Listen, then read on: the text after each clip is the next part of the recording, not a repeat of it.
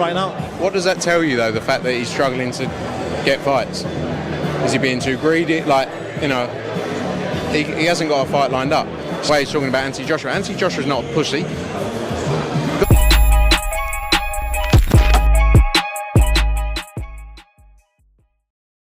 I'm good. Pro boxing fans here in London for the weigh-in for Sonny Edwards against Campos. With me, Frank Smith.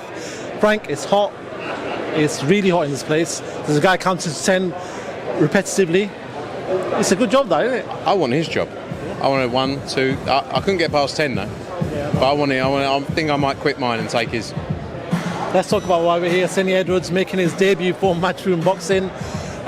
For the last couple of weeks, he's been on TalkSport. Just been talking to Matchroom, DAZN. Confidence. That's one thing I got from him. He just oozes confidence. What have you noticed from Sonny since he signed with you guys? Look, we've been interested in Sonny for a long, long time, and I'm so impressed as to what he's done just with his own platform. And that's because he's a character and he wants to do things. He wants to build himself up, and he delivers within the ring. You know, but he's done a lot of it on his own. He's never had a real big promoter, but he was with Frank Warren, obviously, but I don't think he was ever pushed. He pushed himself. So I think we're excited to get started with him, and he wants to take real fights as well. Campos isn't just coming here to sort of get paid. He's coming here to take that belt away from him. We've seen that in the build-up. We've seen that in fight week. There's a bit of fire between them, and it's good to see, and it's the kind of fight he needs. But Sonny being Sonny, he's very confident. He believes that he's the main man in that division. He's saying, listen, even the champions in Bam Bam and Martinez, they don't want to fight me. Even the next fight, we can't guarantee that they're going to fight me because they don't want it. They're asking for too much money. Is that the case, or they're asking for too much money? Look, I think one thing is Sonny signed up to all those fights. The deal's done. He knows that's what he's coming for. He wants the big fights. I think we can get the Bam fight made. I think we can for the end of this year. It's what we're working towards, and I think we can deliver it. That's the key focus for us, 100%. It's a tremendous fight, and we're going to work hard to make it happen.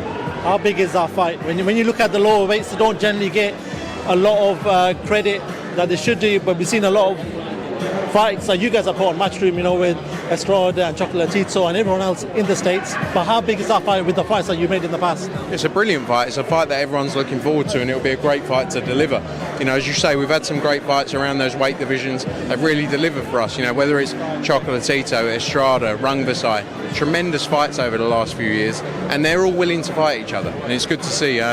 But it's good because it's always been historically a tougher weight division to sort of sell. But the fighters are doing all the work. They're going in there, putting on entertaining shows and taking the toughest tests. But I'm confident we can get the biggest fights made, and there's so much to look forward to across those divisions. Do you want to move on? Do you want to talk about the big boys, Anthony Joshua, Dillian Whyte? We know that an offer's been sent to Dillian's team. Is there any response come back yet?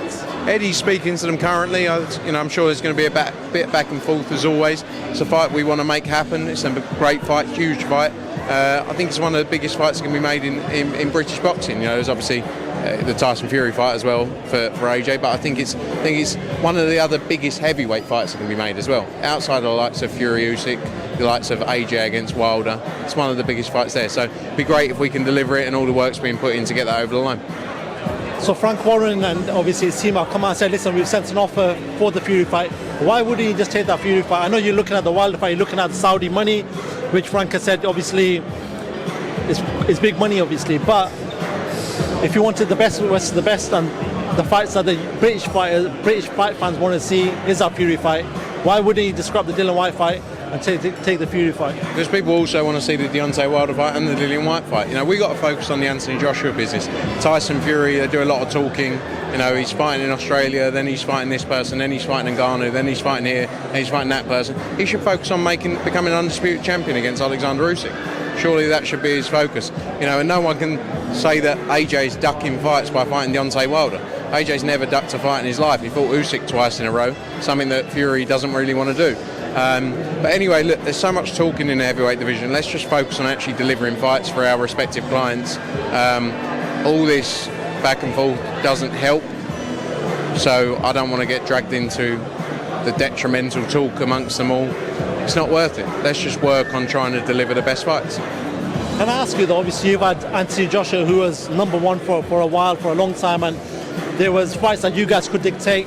with terms and everything. We see Tyson Fury doing the same now. He is considered the number one man, the number one fighter in the division, regardless of him not holding all the belts. Everyone considers him to be number one. Obviously, Usyk holds the other three.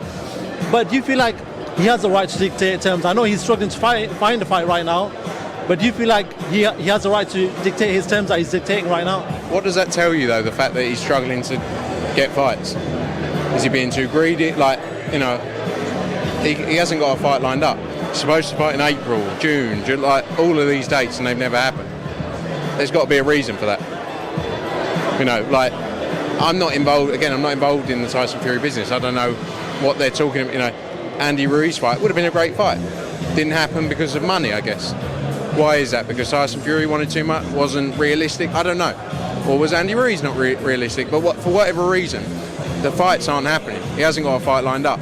So they're desperate to deliver a fight for him now, hence why it's come out on this public, you know, we offered AJ this, like, you know, the way they're talking about it doesn't help make an AJ fight happen. The way he's talking about Anthony Joshua's not a pussy. Gone in there against a guy that Tyson Fury doesn't want to fight, and Alexander Usyk twice. People thought he was going to vacate his belt the first time around. He didn't do it. You know, so I think sometimes you have to look at the other side. There's a lot of talking.